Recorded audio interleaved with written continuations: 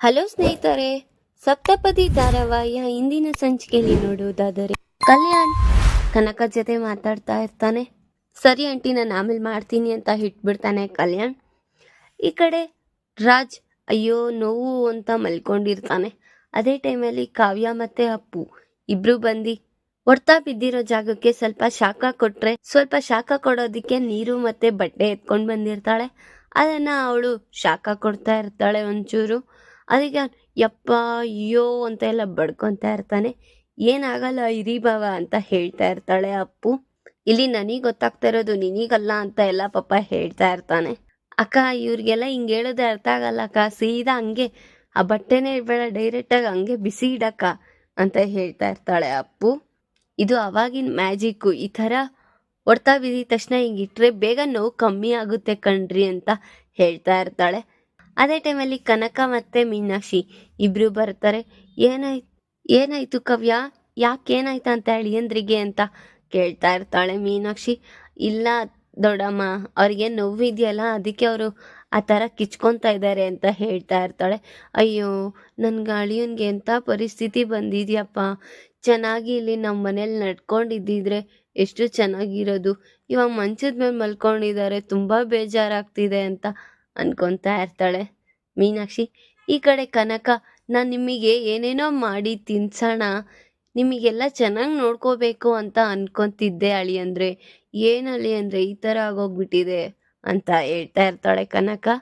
ಕಾವ್ಯ ಯೋಚನೆ ಮಾಡ್ತಾ ಇರ್ತಾಳೆ, ಈ ವಿಚಾರ ಅವ್ರ ಅಮ್ಮಂಗೆ ಗೊತ್ತಾದರೆ ಏನಪ್ಪ ಮಾಡೋದು, ಹೇಗಾದರೂ ಮಾಡಿ ಈ ವಿಚಾರನ ತಿಳಿಸ್ಬೇಕು ಅಂತ ಯೋಚನೆ ಮಾಡ್ತಾ ಇರ್ತಾಳೆ. ಆಮೇಲೆ ಈ ಕಡೆ ಮೀನಾಕ್ಷಿ, ಈ ಕಷಾಯ ತಂದಿದ್ದೀನಿ, ಕಷಾಯ ಕುಡೀರಿ, ಬೇಗ ನಿಮಗೆ ನೋವು ಕಮ್ಮಿ ಆಗೋಗುತ್ತೆ ಅಂತ ಹೇಳ್ತಾಳೆ. ಹಾಂ, ಏನು ಕಷಾಯ, ನನಗೇನು ಕಷಾಯನೂ ಬೇಡ ಅಂತ ಹೇಳ್ತಾ ಇರ್ತಾನೆ ರಾಜ್. ಏನಿಲ್ಲ ಅಳಿ ಅಂದರೆ ಇದು ಕುಡಿದ್ರೆ ಬೇಗ ಕಮ್ಮಿ ಆಗೋಗುತ್ತೆ ನೋವು, ಆಮೇಲೆ ನೀವೇ ಆರಾಮಾಗಿ ಓಡಾಡ್ತಾ ಇರ್ತೀರಾ ಅಂತ ಹೇಳ್ತಾ ಇರ್ತಾಳೆ. ಬಲವಂತ ಮಾಡಿ ಪಾಪ ರಾಜ್ಗೆ ಕುಡಿಸ್ತಾ ಇರ್ತಾರೆ. ಕಾವ್ಯ ಹೇಗಾದರೂ ಮಾಡಿ ಅವ್ರ ಅಮ್ಮಂಗೆ ಈ ವಿಷಯ ತಿಳಿಸ್ಬೇಕು ಅಂತ ಫೋನ್ ಎತ್ಕೊಂಡು ಹೋಗಿರ್ತಾಳೆ. ಈ ಕಡೆ ರುದ್ರಾಣಿ, ಸ್ವರಾಜ್ ಅವರಮ್ಮ, ಧಾನ್ಯಲಕ್ಷ್ಮಿ, ಸ್ವರಾಜ್ ಅವರಜ್ಜಿ ಎಲ್ಲ ಕುತ್ಕೊಂಡು ಮಾತಾಡ್ತಾ ಇರ್ತಾರೆ. ಏನು ಧಾನ್ಯಲಕ್ಷ್ಮಿ, ನನ್ನ ಮಗ ಹೀಗೆ ಹೋಗ್ಬಿಟ್ಟಿದ್ದಾನೆ, ನನಗೆ ಬೇರೆ ತುಂಬ ಟೆನ್ಷನ್ ಆಗ್ತಿದೆ, ಅಲ್ಲಿ ಹೇಗಿದ್ದಾನೋ ಏನೋ, ನೋಡಿದ್ರಿ ಅಲ್ವಾ ವಿಡಿಯೋ ಕಾಲಲ್ಲಿ ಹೇಗಿದ್ದ ಅಂತ, ನೋಡ್ತಾ ಇದ್ರೆ ಇನ್ನೂ ನನಗೆ ಗಾಬರಿ ಆಗ್ತಿದೆ, ಎಲ್ಲ ಅವ್ರು ಹೇಳ್ದಂಗೆ ನಂಗೆ ಕುಣಿತಿದ್ದಾನೇನೋ ಅಂತ ಭಯ ಆಗ್ತಿದೆ ಅಂತ ಹೇಳ್ತಾ ಇರ್ತಾಳೆ. ಆಗ ಧಾನ್ಯಲಕ್ಷ್ಮಿ, ಅಕ್ಕ ಅವನೇನೋ ಚಿಕ್ಕವನಲ್ಲ, ಅವನಿಗೆಲ್ಲ ಗೊತ್ತಾಗುತ್ತೆ, ಸುಮ್ಮನೆ ಇರಕ್ಕ ಅಂತ ಧಾನ್ಯಲಕ್ಷ್ಮಿ ಹೇಳ್ತಾ ಇರ್ತಾಳೆ. ಏನೋ ಒಂಚೂರು ಗೊತ್ತಾಗ್ತಾ ಇಲ್ಲ ಅಂತ ಹೇಳ್ತಾ ಇರ್ತಾಳೆ. ಆವಾಗ ಅವ್ರ ಅಜ್ಜಿ, ಅವನು ಹೋಗಿರೋದು ಅವ್ರ ಅತ್ತೆ ಮನೆಗೆ, ನೀನು ಯಾಕೆ ಇಷ್ಟೊಂದು ಟೆನ್ಷನ್ ಮಾಡ್ಕೋತಿದ್ಯಾ, ಅವನೇ ಬೇಡದೇ ಇರೋನೇ ಅಡ್ಜಸ್ಟ್ ಮಾಡ್ಕೊಂಡಿದ್ದಾನೆ ಅಂದಮೇಲೆ ನಿನಗೇನು ಕಷ್ಟ ಅಂತ ಹೇಳ್ತಾ ಇರ್ತಾರೆ. ಅದಕ್ಕೆ ರಾಜ್ ಅವ್ರ ಹೆಂಡತಿ ಹಿಂದೆ ಹೋದಾಗೆ ನಾವೇನು ಅಂದಿಲ್ಲ, ಇವಾಗ ಇನ್ಯಾಕೆ ಅದಕ್ಕೆ ತುಂಬ ಯೋಚನೆ ಮಾಡ್ತೀರಾ, ಇಲ್ಲ ನಿಮಗೇನಾದರೂ ತೊಂದರೆ ಆಗ್ತಿದೆ ಅಂದರೆ ಹೇಳಿ, ಹೋಗಿ ನೀವು ನಿಮ್ಮ ಬೀಗರ ಮನೆಗೆ ಹೋಗಿ ನೋಡ್ಕೊಂಡು ಬನ್ನಿ ಅಂತ ಹೇಳ್ತಾ ಇರ್ತಾಳೆ ರುದ್ರಾಣಿ. ಧಾರಾವಾಹಿಯ ಪ್ರತಿಯೊಂದು ಸಂಚಿಕೆ ತಪ್ಪದೆ ನೋಡಬೇಕಾದರೆ ನಮ್ಮ KTVS 365 ಚಾನಲ್ನ ಈಗಲೇ ಸಬ್ಸ್ಕ್ರೈಬ್ ಮಾಡ್ಕೊಳ್ಳಿ. ಹಾಗೆ ಪಕ್ಕದಲ್ಲಿರುವ ಬೆಲ್ ಬಟನ್ ಅನ್ನು ಪ್ರೆಸ್ ಮಾಡಿ, ಅದರಲ್ಲಿ ಆಲ್ ಆಪ್ಷನ್ ಸೆಲೆಕ್ಟ್ ಮಾಡ್ಕೊಳ್ಳಿ. ಇದರಿಂದ ನಾವು ರಿಲೀಸ್ ಮಾಡುವಂತಹ ಸಂಚಿಕೆ ಅಪ್ಡೇಟ್ ನೋಟಿಫಿಕೇಶನ್ ಸಿಗುತ್ತೆ. ಅಪರ್ಣ ಯೋಚನೆ ಮಾಡ್ತಾ ಕೂತಿರ್ತಾಳೆ. ಅದೇ ಟೈಮಲ್ಲಿ ರಾಜ್ ಫೋನ್ ಬರುತ್ತೆ. ಓ, ನನ್ನ ಮಗ ಫೋನ್ ಮಾಡ್ದ ಅಂತ ಖುಷಿ ಪಾರ್ಟಿ ಫೋನ್ ಎತ್ತುತ್ತಾಳೆ. ಹಾಂ ಹೇಳ್ ರಾಜ್, ಹೇಗಿದ್ಯಾ, ಚೆನ್ನಾಗಿದ್ಯಾ ಅಂತ ಎಲ್ಲ ಬಿಡುವಿಲ್ದಿರ ಮಾತಾಡ್ತಾ ಇರ್ತಾಳೆ.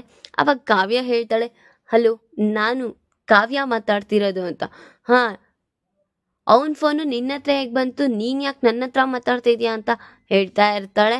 ಸ್ವಲ್ಪ ಹೇಳೋವರೆಗೂ ಕೇಳಿ, ನಾನು ಏನು ಹೇಳಬೇಕು ಅಂತ ಇದ್ದೀನಿ, ಬರೀ ನೀವೇ ಹೇಳ್ತಿದ್ರೆ ಹೇಗೆ ಇದೆಲ್ಲ ಅಂತ ಹೇಳ್ತಾ ಇರ್ತಾಳೆ ಕಾವ್ಯ. ಏನು ವಿಷಯ ಹೇಳು ಅಂತ ಅಪರ್ಣ ಹೇಳ್ತಾಳೆ. ಈ ಥರ ಬಚ್ಚಲ್ ಮನೆಯಲ್ಲಿ ಅವರು ಬಿದ್ದೋಗಿದ್ದಾರೆ, ಅವ್ರಿಗೆ ಸ್ವಲ್ಪ ಬೆನ್ನಿಗೆ ಹೊಡ್ತಾ ಬಿದ್ದಿದೆ ಅಂತ ಹೇಳ್ತಾ ಇರ್ತಾಳೆ ಕಾವ್ಯ. ಹಾಂ, ಏನಾಯ್ತು ನನ್ನ ಮಗನಿಗೆ, ಅಂಥದ್ದು ಏನು ಮಾಡಿದ್ರಿ ನೀವೆಲ್ಲ ಮನೆಯವರೆಲ್ಲ ಸೇರಿಕೊಂಡು ಅಂತ ಹೇಳ್ತಾ ಇರ್ತಾಳೆ. ಅಪರ್ಣ ಕೂಗಾಡ್ತಾ ಇರ್ತಾಳೆ, ನಮ್ಮ ಮನೇಲಿ ಅಂಥ ದರಿದ್ರದವ್ರು ಯಾರೂ ಇಲ್ಲ, ಎಲ್ಲರೂ ಚೆನ್ನಾಗಿರೋರೇ ಇರೋದು, ಅವರಿಗೆ ಸ್ನಾನಕ್ಕೆ ಹೋದಾಗ ಕಾಲು ಜಾರಿ ಪೆಟ್ಟಾಗಿದೆ ಅಂತ ಹೇಳ್ತಾ ಇರ್ತಾಳೆ. ಹಾಂ, ಅಲ್ಲಿರೋರ್ಗೆಲ್ಲರಿಗೂ ಶಾಕ್ ಆಗೋಗುತ್ತೆ. ಹಾಂ, ಹೊಡ್ತಾ ಬಿದ್ದಿದ್ಯಾ ಅವನಿಗೆ ಅಂತ. ಹಾ ಹೌದು, ಹೊಡ್ತಾ ಬಿದ್ದಿದೆ, ನೀವು ಬಂದು ಒಂದ್ಸತಿ ನೋಡ್ಕೊಂಡು ಹೋಗಿ ಅಂತ ಹೇಳ್ತಾ ಇರ್ತಾಳೆ ಕಾವ್ಯ. ಸರಿ ಆಯ್ತು ಇಡು ಅಂತ ಫೋನ್ ಇಟ್ಬಿಡ್ತಾಳೆ. ಈ ಕಡೆ ಅವ್ರ ಅಜ್ಜಿ ಯಾಕೆ ಅಪರ್ಣ ಏನಾಯ್ತು ಅಂತ ಕೇಳ್ತಾರೆ. ಏನೋ ಗೊತ್ತಿಲ್ಲ ಅತ್ತೆ, ನೋಡಿ ಅವಳ ಮನೆಗೆ ಹೋಗ್ಬೇಡ ಅಂತ ಎಷ್ಟು ಬಡ್ಕೊಂಡೆ, ಈಗ ಅವರು ಎಲ್ಲಾರು ಸೇರಿ ನನ್ನ ಮಗನ್ನ ಹಾಳು ಮಾಡ್ತಾ ಕೂತಿದ್ದಾರೆ, ಒಂದ್ ಕಡೆಯಿಂದ ಹಾಳು ಮಾಡ್ಬೇಕು ಅಂತಾನೆ ಅವ್ರು ಸ್ಕೆಚ್ ಹಾಕೊಂಡಿದ್ದಾರೆ ಅಂತ ಹೇಳ್ತಾ ಇರ್ತಾಳೆ ಅಪರ್ಣ. ಅವ್ರ ಮಗನ ಬಗ್ಗೆ ಯೋಚನೆ ಮಾಡ್ತಾ ಮಾಡ್ತಾ ಅವಳಿಗೆ ಕಣ್ಣಲ್ಲೆಲ್ಲ ನೀರ್ ಬರ್ತಾ ಇರುತ್ತೆ. ಆಗ ರುದ್ರಾಣಿ ಯೋಚನೆ ಮಾಡ್ತಾಳೆ, ನಿನ್ ಹೀಗೆ ಆಗ್ಬೇಕು ಅದ್ಗೆ, ನಾನು ಇದೇ ತರ ಕಷ್ಟಪಡ್ತಿದ್ದೆ ಅಲ್ಲ, ನೀನು ಇದೇ ತರ ಕಷ್ಟಪಡು, ನನಗೆ ತುಂಬಾ ರೋಮಾಂಚನವಾಗಿದೆ ಅಂತ ಅನ್ಕೊಂತಾ ಇರ್ತಾಳೆ.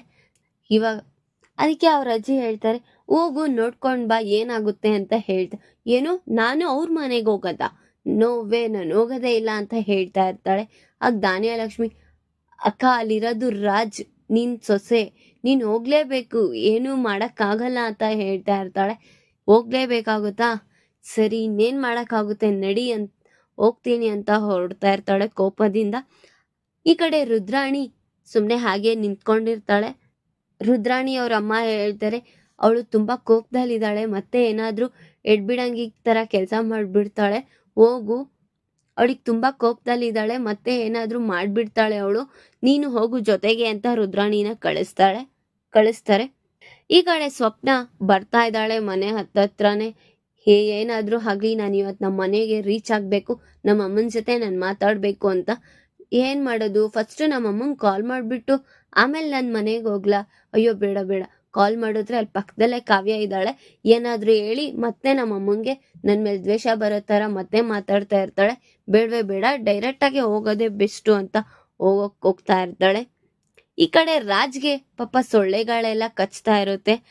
ಏನೋ ಈ ಮಂಚ ನೋಡಿದ್ರೆ ಹಿಂಗಿದೆ, ಫ್ಯಾನ್ ಬೇರೆ ವರ್ಕ್ ಆಗ್ತಿಲ್ಲ, ಈ ಮಧ್ಯದಲ್ಲಿ ಸೊಳ್ಳೆಗಳು ಬೇರೆ, ಇದ್ರ ಮಧ್ಯ ಕಚ್ಚಿಸ್ಕೊಂಡು ಹೇಗಪ್ಪ ಮಲ್ಕೊಳ್ಳೋದು ಅಂತ ಯೋಚನೆ ಮಾಡ್ತಾ ಮಲ್ಗ್ತಾ ಇರ್ತಾನೆ.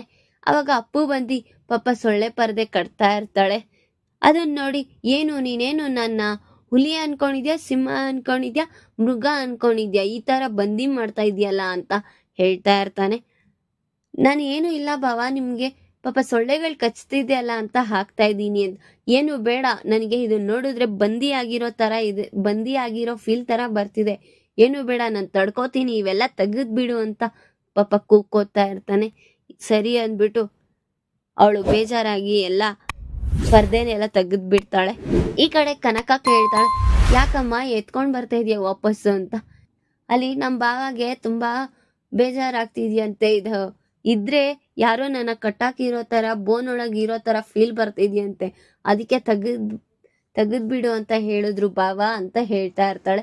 ಓ ಹೌದಾ, ಏನಪ್ಪ ಮಾಡೋದೀಗ ಅಂತ ಯೋಚನೆ ಮಾಡ್ತಾ ಇರ್ತಾಳೆ. ಆಮೇಲೆ ಕನಕ ಸೊಳ್ಳೆ ಬತ್ತಿ ಎತ್ಕೊಂಡೋಗಿ ರಾಜ್ ರೂಮಲ್ಲಿ ಇಡ್ತಾಳೆ. ಇದರಿಂದ ಏನು ಬರಲ್ಲ ಅಳಿ, ಅಂದ್ರೆ ಬೇಗ ಸೊಳ್ಳೆಗಳೆಲ್ಲ ಸತ್ತೋಗ್ಬಿಡುತ್ತೆ ಅಂತ ಹೇಳ್ತಾ ಇರ್ತಾಳೆ. ಏನು ಬೇಡ, ನನ್ಗೆ ಇವೆಲ್ಲ ಇಷ್ಟ ಆಗಲ್ಲ ಅಂತ ಹೇಳ್ತಾ ಇರ್ತಾನೆ ರಾಜ್. ಏನಾಗಲ್ಲ ಅಳಿ, ಅಂದ್ರೆ ಬೇಗ ಹೊಂಟೋಗುತ್ತೆ, ನೀವು ಆರಾಮಾಗಿ ಮಲ್ಕೊಳ್ಳಿ ಅಂತ ಹೇಳ್ಬಿಟ್ಟು ಹೊಂಟೋಗ್ಬಿಡ್ತಾಳೆ ಕನಕ. ಈ ಕಡೆ ರುದ್ರಾಣಿ ಕಾವ್ಯ ಅವ್ರ ಮನೆ ಹುಡ್ಕೊಂಡ್ ಬರ್ತಾ ಇದ್ದಾಳೆ. ಅಲ್ಲಿ ಒಬ್ರು ವ್ಯಾಪಾರ ಮಾಡೋ ಹುಡುಗನ್ಗೆ ಕೇಳ್ತಾರೆ, ಇಲ್ಲಿ ಕೃಷ್ಣಮೂರ್ತಿ ಅವ್ರ ಮನೆ ಎಲ್ಲಿರೋದು ಅಂತ. ಹೀಗೆ ಹೋಗಿ ರೈಟ್ ತಗೊಳ್ಳಿ ಅಂತ ಆ ಹುಡ್ಗ ಹೇಳ್ತಾನೆ.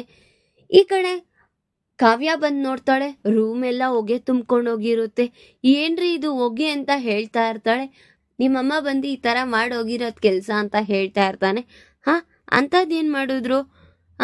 ಇಲ್ಲಿ ಸೊಳ್ಳೆ ಇದೆ ಅಂತ ಇಷ್ಟು ಸೊಳ್ಳೆ ಬತ್ತಿ ಹಚ್ಚಿ ಹೋಗಿದ್ದಾರೆ, ನನ್ಗಿವೆಲ್ಲ ಆಗೋದಿಲ್ಲ ಅಂತ ಅವಾಗೇ ಹೇಳ್ದೆ ಅಂತ ಹೇಳ್ತಾ ಇರ್ತಾನೆ ರಾಜ್.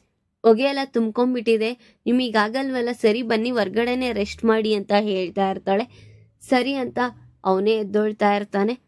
ಹೋಗ್ತಿರ್ಬೇಕಾದ್ರೆ ಅವನಿಗೆ ಕಾಲ್ ಸ್ವಲ್ಪ ಹಿಡಿಯುತ್ತೆ. ಆಗ ಕಾವ್ಯನ್ನೇ ಇಟ್ಕೊಂಡ್ಬಿಡ್ತಾನೆ.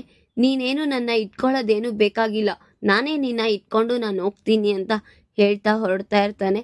ಏನೇ ಆದ್ರೂ ನಿಮ್ ಈಗೋ ಎಲ್ ಬಿಡ್ತೀರಾ ಹೇಳಿ ನೀವು ಅಂತ ಅನ್ಕೊಂತಾ ಇರ್ತಾಳೆ ಕಾವ್ಯ ಮನ್ಸಲ್ಲಿ. ಈ ಕಡೆ ಸ್ವಪ್ನ ಮನೆ ಹತ್ರ ಬರ್ತಾ ಇರ್ತಾಳೆ. ಅವಾಗ ಅಪರ್ಣ ಕೇಳ್ತಾಳೆ ಅವಳಿಗೆ, ಯಾರೋ ಒಬ್ಳು ವ್ಯಕ್ತಿ ಅಂದ್ಬಿಟ್ಟು, ಹುಡ್ಗಿ ಇಲ್ಲಿ ಕೃಷ್ಣಮೂರ್ತಿ ಅವ್ರ ಮನೆ ಎಲ್ ಬರುತ್ತೆ ಅಂತ ಕೇಳ್ತಾ ಇರ್ತಾಳೆ. ಅವಳಿಗೆ ಶಾಕ್ ಆಗುತ್ತೆ, ಯಾರಪ್ಪ ಇದು ಅಂತ. ನೋಡಿದಾಗ ರಾಜ ಅವ್ರ ಅಮ್ಮ ಇರ್ತಾರೆ. ನನಗೇನಾದ್ರೂ ಹೇಳಿದ್ರೆ ಅವ್ರಿಗೆ ಗೊತ್ತಾಗ್ಬಿಡುತ್ತೆ, ಬೇಡ, ನಾನು ಏನು ಹೇಳೋದು ಬೇಡ. ಓ ಕಾವ್ಯ ಇವಾಗ ಇಷ್ಟು ಸಂಸಾರ ಎಲ್ಲ ನಡೆಸ್ಕೊಂಡು ಬರೋರು ಹೋಗೋರು ಎಲ್ಲ ಮಟ್ಟಿಗೂ ಹೋಗೋಗ್ಬಿಟ್ಟಿದ್ಯಾ, ಅಷ್ಟು ಚೆನ್ನಾಗಿದ್ದಾರೆ ಇವರು ಅಂತ ಅನ್ಕೊಂತಾ ಇರ್ತಾಳೆ ಮನ್ಸಲ್ಲಿ ಸ್ವಪ್ನ. ಆಗ ರುದ್ರಾಣಿ, ಅಕ್ಕ ಅವರಿಗೆ ಕನ್ನಡ ಬರಲ್ಲ ಅನ್ಸುತ್ತೆ, ಇರು ಅಂತ ಹಿಂದಿಲ್ ಮಾತಾಡ್ತಾ ಇರ್ತಾಳೆ. ಅದನ್ನ ನೋಡಿ ಮತ್ತೆ ನನಗೂ ನಮ್ಮ ಅತ್ತೆಗೂ ಸರಿ ಹೋಯ್ತು, ಅವ್ರಿಗೆ ನೆಟ್ಟಿಗೆ ಹಿಂದಿ ಬರಲ್ಲ, ನಾನು ಇವ್ರನ್ನ ಅಡ್ಜಸ್ಟ್ ಮಾಡ್ಕೊಂಡು ಹೋಗೋದು ಹೇಗಪ್ಪ ಅಂತ ಯೋಚನೆ ಮಾಡ್ತಾ ನಿಂತಿರ್ತಾಳೆ. ಈಗ ರುದ್ರಾಣಿ ಮತ್ತೆ ಅಪರ್ಣ ಇಬ್ರು ಕಾವ್ಯ ಮನೆಗೆ ಹೋಗ್ತಾರ. ಅಲ್ಲಿ ರಾಜ್ನ ನೋಡಿ ಕಾವ್ಯನ್ಗೆ ಮತ್ತೆ ಏನಾದ್ರೂ ಗಂಡಾಂತರ ಕಾದಿದ್ಯಾ ಅನ್ನೋದನ್ನ ಮುಂದಿನ ಭಾಗದಲ್ಲಿ ತಿಳಿಸ್ಕೊಡ್ತೀನಿ. ಈ ವಿಡಿಯೋ ಇಷ್ಟ ಆದ್ರೆ ಲೈಕ್ ಮಾಡಿ, ನಿಮ್ಮ ಫ್ರೆಂಡ್ಸ್ ಹಾಗೆ ನಿಮ್ಮ ರಿಲೇಟಿವ್ಸ್ಗೂ ಶೇರ್ ಮಾಡಿ ಆ್ಯಂಡ್ ಕಮೆಂಟ್ ಮಾಡಿ. Thanks for watching.